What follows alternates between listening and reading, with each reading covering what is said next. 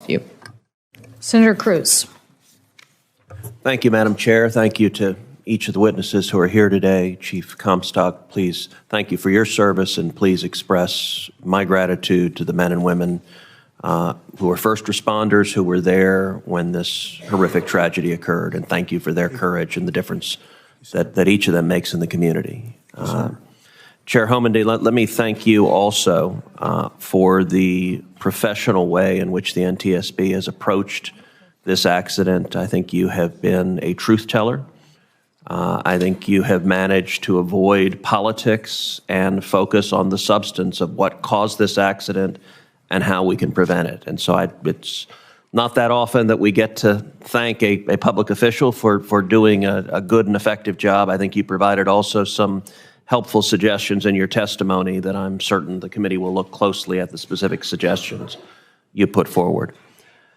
As I look at what caused this derailment, there are a number of factors, but one factor that from the early reports stands out is the hot box detectors. We now know that the terrain derailed past 3 hot box detectors prior to the derailment. 30 miles away, the reading was 38 degrees above ambient temperature. Then 20 miles away, it had risen to 103 degrees above ambient temperature, so it had risen dramatically. And then just prior to the derailment, it was 253 degrees above ambient temperature, reflecting that the bearing had locked and derailment was imminent. Mr. Shaw, why did this trend in temperature not trigger an alert earlier to stop the train? And in particular, why were you not able to stop the train after the second reading had gone from 38 degrees above ambient temperature to 103 degrees above ambient temperature?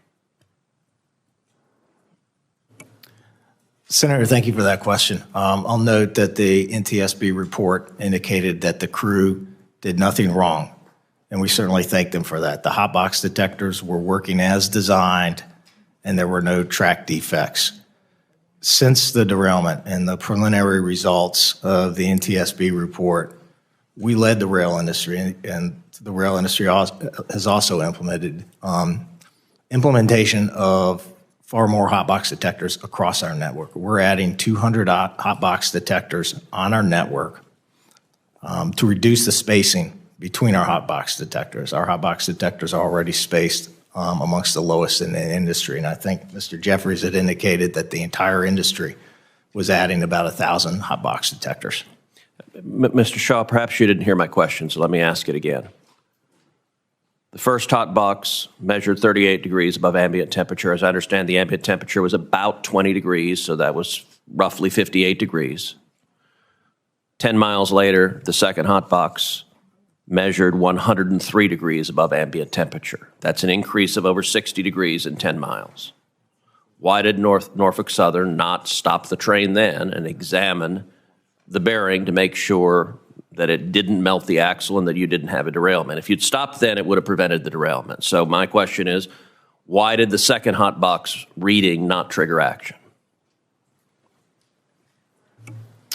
Senator, my understanding is that that second reading was still below our alarm threshold, which is amongst the lowest in the industry. In response to this, the industry has agreed to work together to share best practices with respect to hot box detectors, trending technology, and thresholds.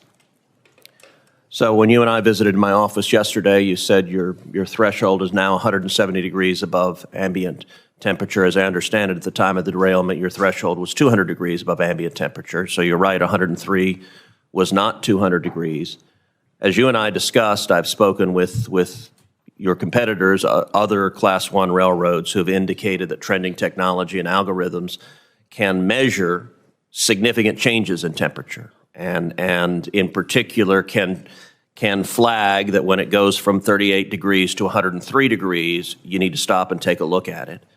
Mr. Jeffries, let me ask you in terms of how other railroads handle it. What is the technology that is available to spot this problem before it's gotten so bad that a derailment is imminent? Well, thank you for that, and that's a spot-on question, and that's one of the three things we're focused on as in the industry. So one is the physical deployment of approximately 1,000 additional detectors. Two is creating the industry standard of 170 degrees as a critical threshold. And the third one is really looking at industry best practices to examine and potentially adopt new algorithms for trending detection so that if there is a dramatic spike in temperature, even though it may be below that absolute threshold, it's caught. And so we've brought the entire industry together, and over the next month, we'll be reporting out, okay, what can we learn from each other, and what are the best practices we can adopt, and what other steps need to be taken based on the information we have and the predictive analytics we can put into place.